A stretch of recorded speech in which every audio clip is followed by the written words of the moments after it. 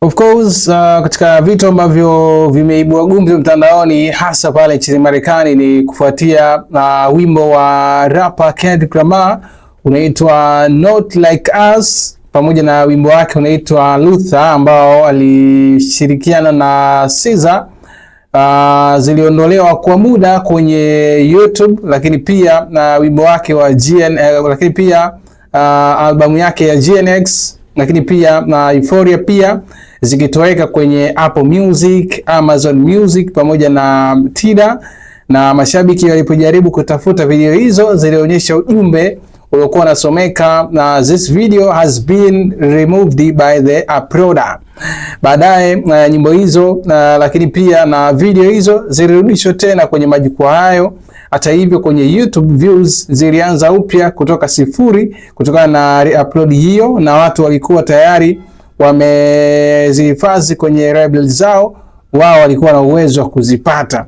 Lakini baadhi ya watu mtandaoni wanamlinganisha Kendrick Lamar pamoja na J. Cole kufuatia kitendo hiki cha nyimbo zake kuondolewa kwenye majukwaa mbalimbali ya muziki, wakisema Kendrick Lamar anafanya kitu kile ambacho J. Cole aliwahi kukifanya baada ya yeye kufuta na diss track ya wimbo wake na kuonekana kama amelegeza msimamo kabla ya kutoa kwa album ya moja kwa moja. Tumeelewa, yani alifanya vile kama kujisafisha kwa sababu alikuwa anajiandaa kutoa albamu yake mpya.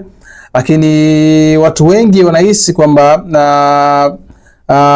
Kendrick Lamar huenda akawa anafanya hivi kwa ajili ya kujiunga na Iceman Wave. Umeona yani huenda anafanya hivi kwa sababu tarehe 15 mwezi huu wa 5 Drake anaenda kuachia albamu yake inaitwa Iceman. So watu wamehisi kwamba huenda akawa amefanya hivi kwa mlengo wa kutaka kushindanisha sasa kwamba yeye nyimbo zake zimeanza zero, licha mara kwanza kusanya views wengi lakini pia streams nyingi. Kwa hiyo yeye ameanza zero na amekuja kuipita albamu mpya. Kwa hiyo watu wengi wanahisi hivyo, lakini imekuwa ni taarifa ya kushtua sana, hasa watu wakijadili kuhusiana na mfumo wa metadata ulipitiwa ama ulikumbwa na changamoto gani mpaka hizi projects zake za Not Like Us, Luther na kile pia GNX, Euphoria zote kutolewa kwenye majukwaa hayo ya kustream muziki na kutazama, jambo ambalo limeibua maswali mengi mtandaoni